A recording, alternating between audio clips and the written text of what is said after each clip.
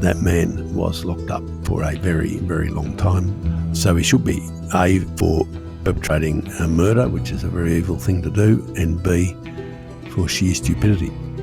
He suspects that, it might have been a gun, or it might have been cash, or it might have been both. He doubts that he was, burying a Agatha Christie novel or something. They put two and two together and said, I wonder if that was Damien Eyre's pistol. I'm Andrew Rule, this is Life and Crimes. It's 33 years ago this month since the gunshots that echoed over South Yarra killed two young policemen who basically paid with their lives for the barbaric actions of others. Now, that looks fairly obvious that they were killed by barbaric actions, but the real story is that they were killed by very evil criminals in revenge because one of the evil criminals' friends was shot dead in what I would call a reckless action by armed robbery squad detectives. That judgment hasn't been borne out by the courts, but it would appear to be what a lot of people think. The dead police at Walsh St were young Steve Tynan and an even younger Damien Eyre. And I think listeners will know that many, many years ago, I happened to visit the Eyre family in Shepparton while researching a particular book. While I was talking to his father, who was a country policeman called Frank Eyre, this nice young bloke turned up. He'd been out all night and most of the day to celebrate the fact that he'd just joined the police force. And he looked like, a kid who just stepped off a skateboard, is the way I've put it over the years. He might even have had an earring. He was, jeans, blonde hair, T-shirt, very casual, lean, normal, older teenager, looked about 19, might have been 19 or so. And he was off to join the police to follow in his father's footsteps, and within 12 months he was shot dead with his colleague Steve Tynan in Walsh St, South Yarra, through absolutely no fault of his own. Those two boys bore the brunt of basically a vendetta between out-of-control crooks and armed robbery detectives who weren't much better when it came to indiscriminate use of firearms, some might say, including the relatives of a couple of people who were shot dead. The shooting at Walsh St was an outrage. It was a terrible thing. It was rather like the shooting of Gary Silk and Rod Miller, the two police, in Moorabbin in August 1998, which of course was 10 years later. And in many ways, they were the worst incidents, I think, in Victoria for incidents against police since the three troopers ambushed by the Kelly gang in 1878 at Stringy Bark Creek up near Mansfield. That's an anniversary which has, of course, been marked this month by descendants of those three murdered officers, Kennedy, Lonigan and Scanlon, whose names live on in the police memorials where Steve Tynan and Damien Eyre and Gary Silk and Rod Miller and many other police have their names recorded because they died in the line of duty. But memories fade and so do scars. But I think the Walsh St shots still echo down the years. And one of the reasons is that the men charged with the shooting, and, correctly charged, they were charged with it because they did it, they were acquitted by a jury, not because they were innocent, but because the combined efforts of the Victoria Police at that time could not nail a watertight case against them. In the end, the killers and their lawyers outmanoeuvred investigators in what I would call a ghastly poker game with no winners. Some claim that one side of the divided police task force that worked on this case, the Thai Air Task Force, some would say that some of those detectives mishandled their key witness, Wendy Pearce, who's well known to many people listening.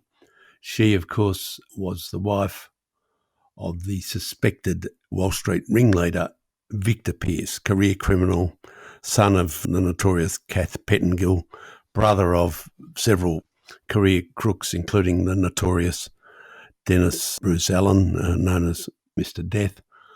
Victor Pearce was a cunning, devious, nasty, violent piece of work, and his wife Wendy had spent her life with him for reasons you can't fathom.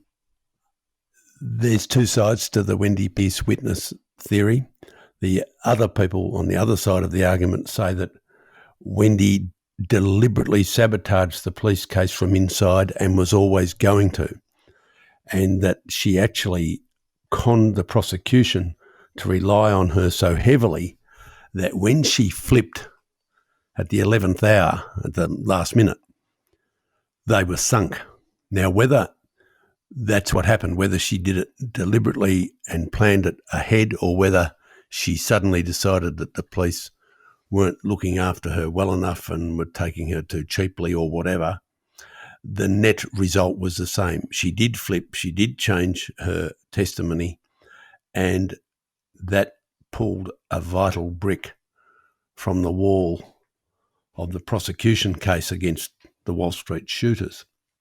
And without her testimony, a jury basically sniffed at this parade of selective facts and selective falsehoods and rejected the police's fairly patchy version of events.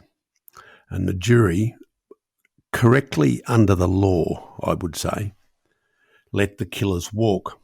And no one's saying the jury should not have done that, because on the evidence put before it, that was the reasonable verdict. It was a verdict that senior police were very frightened would lead to repercussions. I recall it clearly when the verdict came out on that, I think it was an afternoon in 1989 from memory. There was an urgent message sent out to all police units by D24, by the Police Communications Centre, urging all police to stay calm and not to take any revenge action or anything like that, because senior police quite rightly were frightened that several police would take it into their heads to take the law into their own hands and go around and dish out some rough justice to the members of the families that were involved in the Walsh Street shooting. And that was mainly the Kath Pettingill brood, the Allens and the Pearces and the Pettingills, all that lot, and their relatives and friends and cousins and all the rest of it. It didn't actually happen. The police controlled themselves and did the right thing. But, of course, by that stage of the trial, all but one of the main suspects were either destined to die violently or already had. And let's go through those. Gary Abdallah, who was suspected of supplying the car used by the Walsh Street shooters as bait to get the police there. And Gary Abdallah was wanted by police for a very good reason, apart from Walsh Street. He was wanted by police over a nightclub fire and for running over a policeman's son in King Street. So Gary Abdallah was no angel, let me say, although one of his brothers contacts me regularly and has a bit to say about the fight to clear Gary's name and to push the case that he was killed unjustly, which may be so. Gary Abdallah was shot dead with 7 shots from 2 police pistols in a rented flat in Carlton.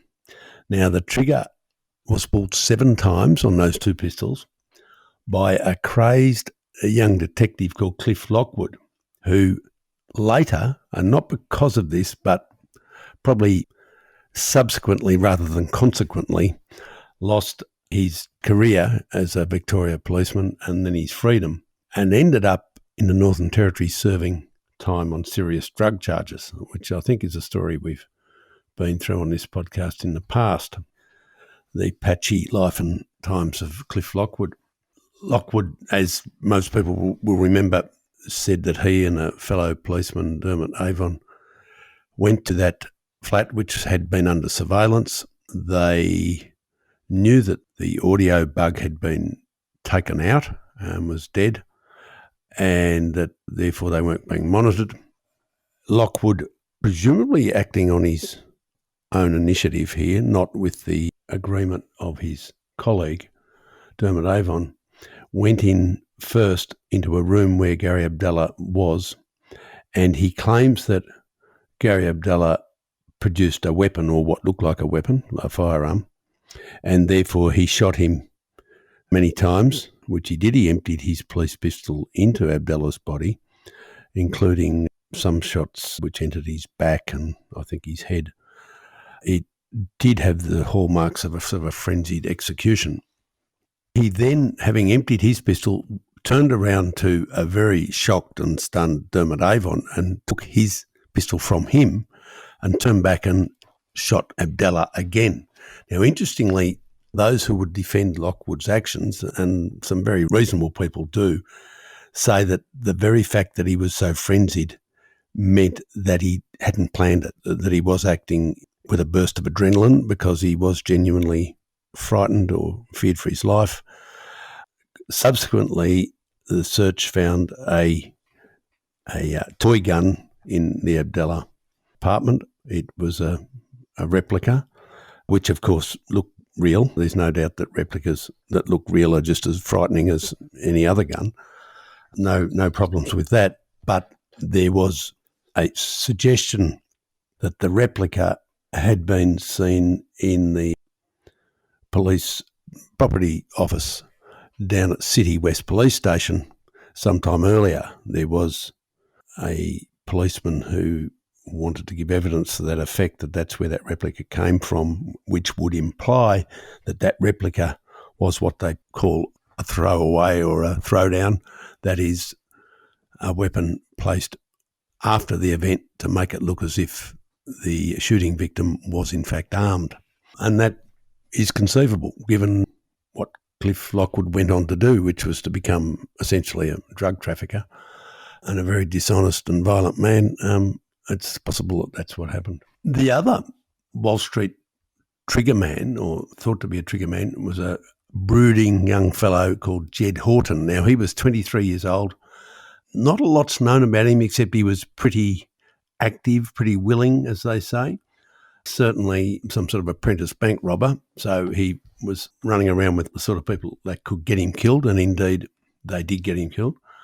He was shot at point-blank range with shotguns by members of the Special Operations Group in a cabin at a Bendigo caravan park.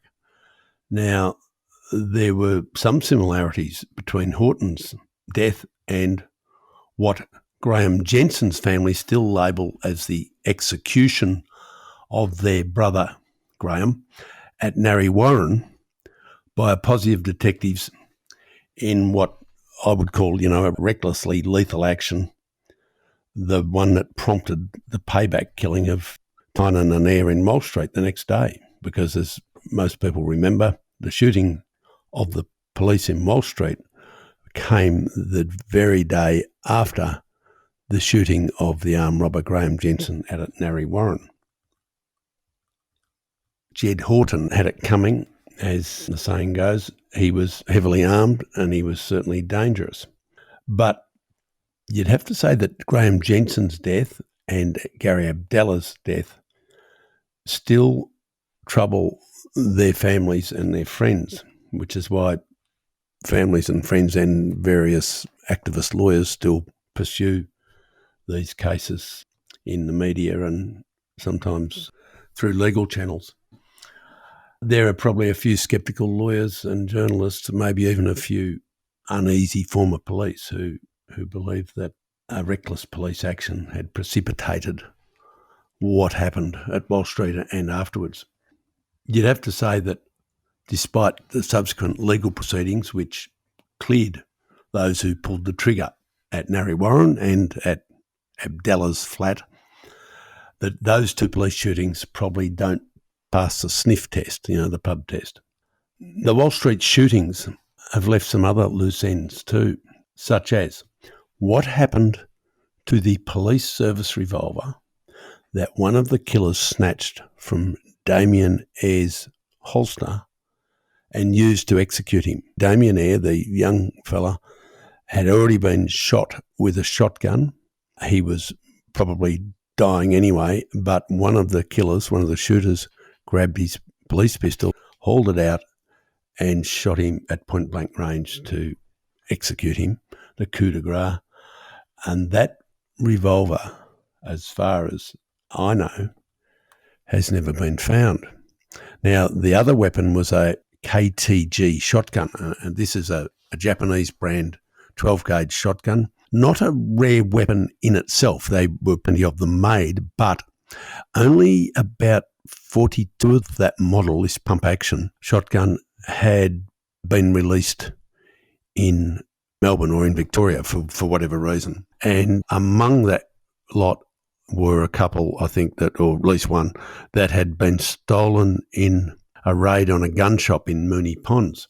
And that particular weapon made its way, as stolen weapons often do, into the hands of, even worse crooks who were going to use them to create mayhem. And that weapon was sawn down. I think it had its stock sawn down into a pistol grip and the barrel shortened so that it effectively became like a long pump-action shotgun pistol arrangement, which would fit, in somebody's coat pocket, because it'd be about, say, 40 centimetres long. You could disguise it fairly easily to carry it around in a bag or something like that. And so it was a very fearsome thing because it would spray shot broadly. It was pump action, which meant you could rapid fire however many cartridges it held, probably held 8 or 9 cartridges. And it was a very dangerous weapon, which is one of the reasons that pump action shotguns have been banned for normal use in more recent years. Now, this KTG shotgun had been identified by brilliant police work from photographs which had been taken from still security footage from bank robberies. They were able to focus on one frame which showed somebody holding this sawn-off shotgun, and they were able to identify what it was, and I think they might have been able to read the serial number, something like that. Pretty good police work. And they were able to work out that these robbers used this particular gun, and they suspected that that was the gun used at Walsh St. And indeed, that was pretty well proven later when a gardener dug it up, wrapped in black plastic, up in a garden in Royal Park near the zoo. It was quite a while later. It was, the following year or whatever. And when it was dug up, it had been there long enough that it had become rusted and sort of damaged by water and weather and so on. But it was easily recognisable as the sawn-off KTG shotgun used by that particular robbery gang, the Victor Pearce, Peter McAvoy gang that had pulled several robberies with their mate Graham Jensen, I have to say. Why those fellows would wrap that in black plastic and bury it in a shallow hole rather than throw it off the Westgate Bridge into deep water, I don't know, but it proves the point that even what you would call expert career criminals often don't do expert career criminal things. They should always get rid of weapons like that have been used particularly in a police shooting, let alone anything else. But they didn't. They wrapped it up and buried it under 6 inches of earth in a reasonably public place. And that would suggest that they were considering that they could go back and get it if they wanted it, which is probably a human failing. The fact that they did that suggests to me that it's likely, if not probable, but at least likely, that the police revolver stolen from Damien Eyre's holster by probably that piece of vermin, Peter McAvoy, the man they call Bubble Brain, there's every chance that it too wasn't disposed of. There's every chance that it wasn't thrown off the Westgate Bridge or thrown in the Yarra or burnt, crushed and buried. It was quite possibly secreted somewhere where they could get it again, or sold or traded or somehow disposed of like that, whatever. Because crooks do stupid things, or else they wouldn't be crooks. Crooks consume alcohol and drugs in vast quantities, and crooks essentially are gamblers, and the biggest gamble they take is gambling against their own freedom. So they do stupid stuff that leads to trouble for them and everybody else. People will assert that no real crook or no good crook would ever not get rid of a weapon, but the facts are that, by and large, many of them don't get rid of weapons that they should get rid of, and there's some more recent examples.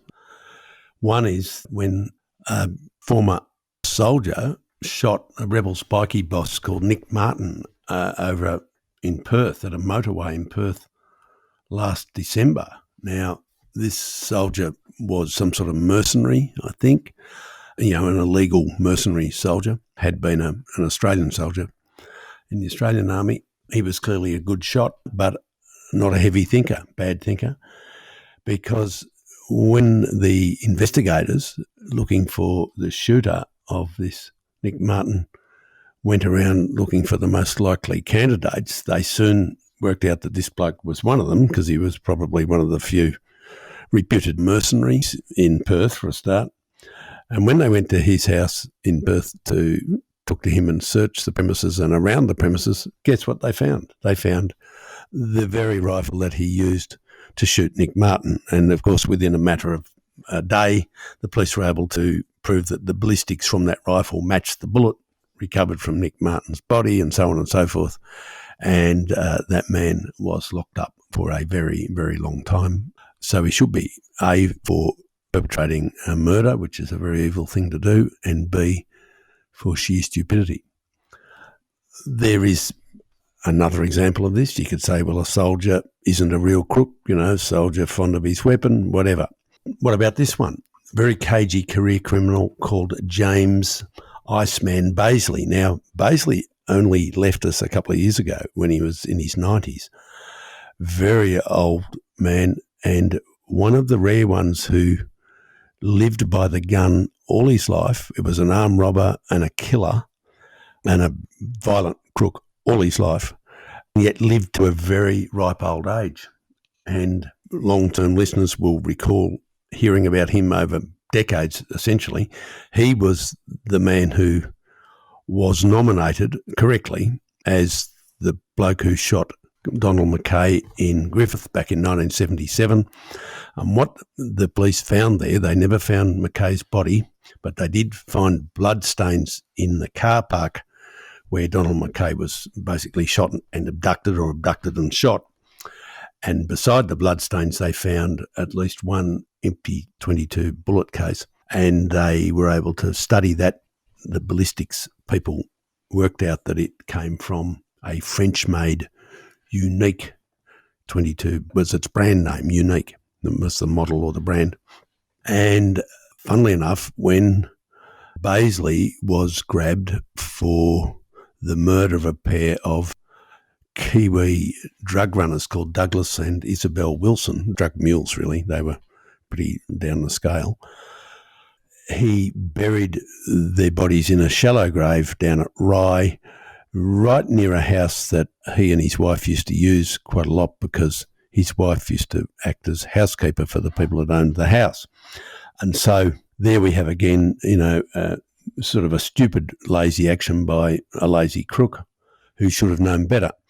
And when the police went to interview Bazley about the two Wilsons in the shallow grave, they had him banged to rights, and they searched his possessions and they found their French-made Unique pistol. I think that's true, that he still had that murder weapon around, and that was one of the things that told against him. There was something else that he did which is an intriguing thing. It shows that he was pig-headed and that he would go against logical planning. He was told by the person who was to pay him, that was Aussie Bob Trimboli, the mafia sort of money man. He was told to kill the Wilsons because they were police informers, and he was told to, get rid of the bodies and so on. And he was also told to make sure that he killed their dog. And the pet dog had come to Australia from New Zealand with them, proving that they loved it dearly and wouldn't travel without it. And that was obvious. And that was why the mafia boss said, well, when you shoot them, you better kill the dog too, because the story's going to be that they've left Australia with a false passport to go overseas. And the dog, if it's found, everyone will know that something bad has happened to them. Don't you know it? Jimmy Baisley knew better. He said, no, I'm a dog lover. He and his wife, I think Lillian, her name was, she might still be alive. She could be listening. I think Jim Baisley and Lillian used to breed poodles, and they were dog lovers. Baisley said something like, why should the dog get it? It's never done anything wrong, never lagged on anybody. So he refused to shoot the dog. The dog was turned loose, and the dog was found, and indeed it was identified as the dog belonging to the dead couple, the murdered couple. It was quite a rare breed. I think it was a Belgian barge dog, and as such stood out when it was run into the pound in Brunswick or somewhere. I think it had been let out on the way to the airport. I reckon Baisley took their car and left it in the airport car park to add to the idea that they'd bolted overseas on false passports, but that he'd let the dog out on the way in somewhere like Brunswick. And that's where the dog was found wandering around. So there you have examples of career crooks doing dumb stuff with guns and dogs, let alone anything else that would connect them to a crime. And this brings us to this rather interesting tale that I've heard very recently about Ayres' revolver, or what could be Constable Damien Ayres' stolen police revolver, which would be a Smith & Wesson 38 in those days. Now, it's a chance that it would be the sort of macabre trophy that would appeal to the twisted tastes of the deviant, violent piece of shite that was Peter, alias Bubble Brain McAvoy, who was just the total black sheep of his family. McAvoy had brothers that were, I think one was a prison officer and one was a policeman, something like that. Their father had been the chauffeur at Government House and had chauffeured members of the royal family and the governor and all sorts of VIPs around Victoria in a Rolls Royce and all that sort of stuff. But Peter McAvoy, for no known reason, had been a wrong 'un from a very young age. He had been part of a gang of young men who raped a whole series of teenage schoolgirls in Heidelberg in the 1970s. Probably, there might have been 15 or 20 girls, lots of victims. He was regarded even in criminal circles as a pervert and a psychopath. His, sometime girlfriend, if he ever had a permanent girlfriend, I don't know that he did have, but those who'd associated with him feared him and hated him because he demanded what they call jail sex.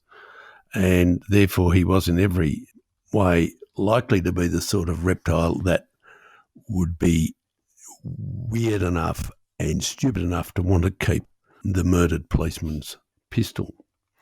And if he did that, well, what we don't know is what happened to it later. Maybe a bloke like that could end up broke, as they usually do, and he might go and fetch it out and sell it to somebody for $1,000 or whatever because he needed the money. Those things happen all the time. We do know that McAvoy did boast at least once and maybe more about killing Damien Ayres, a revolting and repelling thing to say. But we don't know what he or his co-offenders did with the pistol. Well, there are 2 or 3 stories, that any one of which might be true. A few years ago, an old knockabout burglar and shop breaker, this guy, and a bit of a greyhound man. He was an interesting old crook. I would have said not a violent man, just a shifty and shady guy, but we often talk about different things. We'll call him Mac. That's not his real name, but we'll call him Mac. Mac told me that he'd met Jed Horton shortly before the Walsh St murders, and he had a vague idea that he was running around with, a bunch of robbers, and he knew he wasn't a clean skin. And I think the week that Jed Horton was shot dead, Jed Horton came over to see old Mac in his house in suburban Melbourne. Let's just say the western suburbs, doesn't matter where. And he said, can you drive me to somewhere? And Mac says, yeah. So doesn't ask questions, just drives him. Now, Horton guides him to a spot down Pascoe Vale Road, turn left, whatever. And they parked near a high school that's right near the Tullamarine Freeway in Strathmore, essentially. And if you park near this school at Strathmore, certainly back then, you could look down over the Moonee Ponds Creek, which is just a concrete gutter, really, and at the incoming and outgoing lanes of the freeway. And Mac sat in the car, and young Horton got out of the passenger seat, and he had with him a plastic shopping bag. Mac says he didn't know what was in the shopping bag. He would naturally say that. But he suspects that, it might have been a gun, or it might have been cash, or it might have been both. He doubts that he was, burying a Agatha Christie novel or something, or spare clothes. It would be something that would be hot, that he wanted to hide. And so this young fellow, Horton, walks down the slope over the creek, according to Mac, who watched him. He said he vaulted over the guardrail and then he crossed the freeway. There was pretty light traffic on this evening. It was might have been reasonably late in the year, and there was a bit of light. But anyway, he could see him cross the freeway. And when he got to the other side of the freeway, he sort of walked up the slope, the bank part, to a tree. There were some shrubs, small trees planted there. And he said he knelt down, and this is, by this stage he's 400 metres away or something, fair way off. And he said he saw him kneel down and apparently bury the bag, because he came back without the bag. And Mac, wondered what it was all about, but just pretended he hadn't been watching and didn't ask any questions. And he drove the fella where he wanted to go, and that was that. And within a matter of days, Horton was shot extremely dead in the cabin in the caravan park at Bendigo. Many years later, Mac told me that story and, in fact, took me out to the spot. And we jumped over a fence into the freeway reserve and walked down the slope and sort of cast about looking to see if there were any obvious spots. But there's a fair chance that the freeway landscaping has altered quite a lot, which could mean that that package, if it was buried as he thought, could have been found by somebody, some worker, earth worker or gardener or whatever, and been removed. And if it was cash, there's every chance that would happen. You'd think if it was a gun that maybe it would be handed in, but you never know. The second story is this. In around 2004, a very hard-looking tattooed guy and his very quiet, good-looking girlfriend turned up in a remote district up near Cooktown in far north Queensland. Now, this place is a little former mining sort of district, mining town, one pub, one shop, one of those places out on the highway to nowhere, really.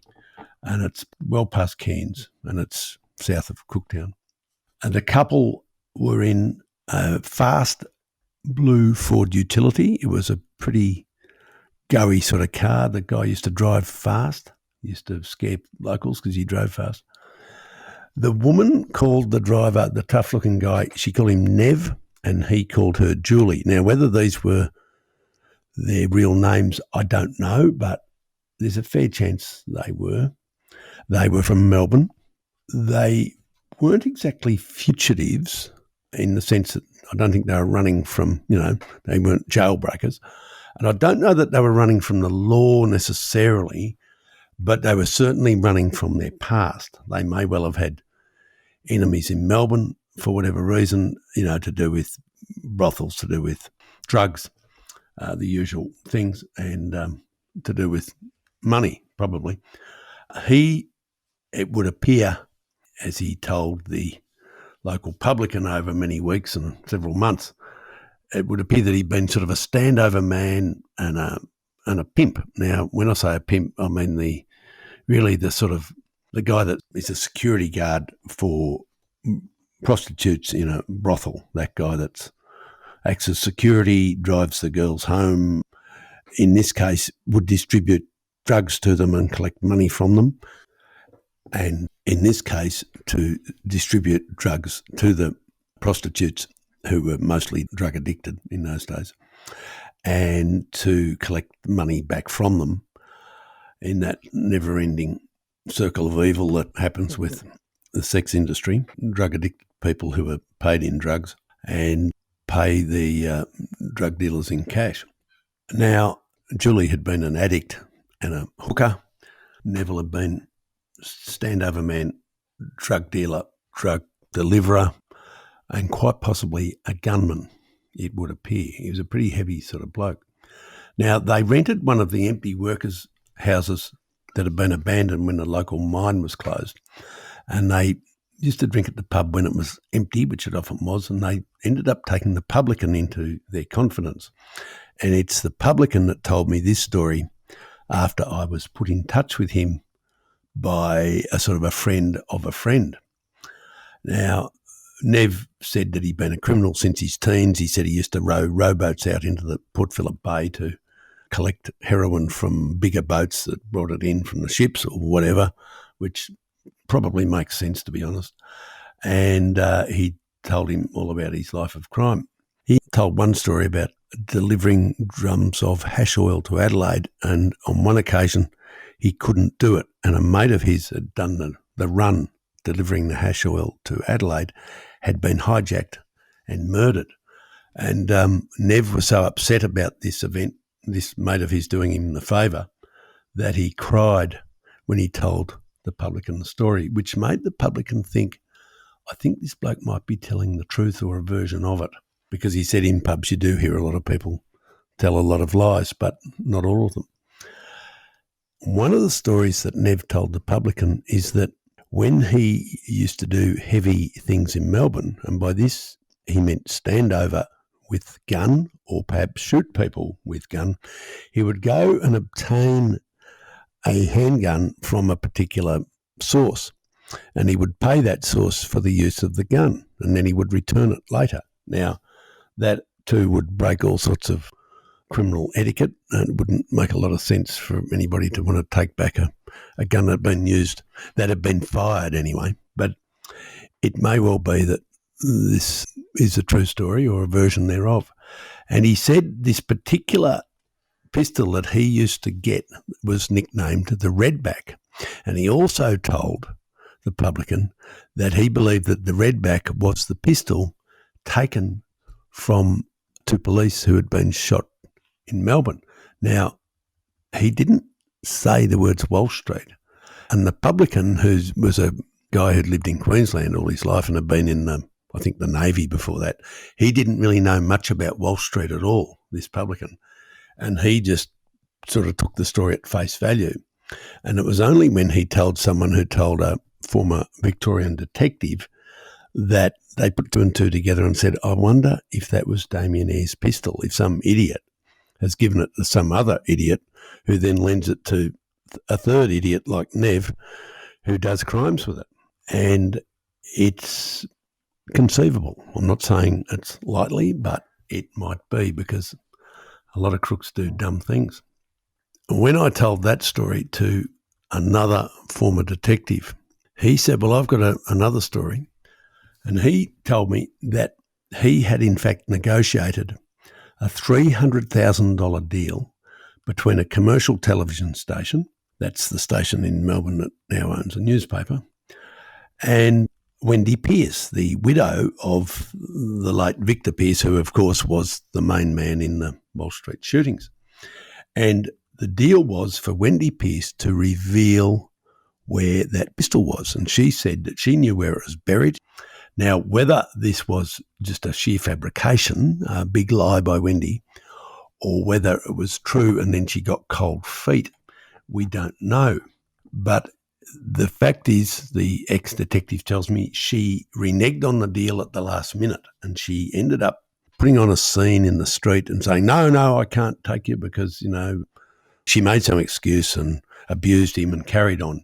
And he said it was clear that either she couldn't deliver on the promise of taking a film crew to find the pistol, or she'd been told by a lawyer that if she did that, there was every chance she could be charged.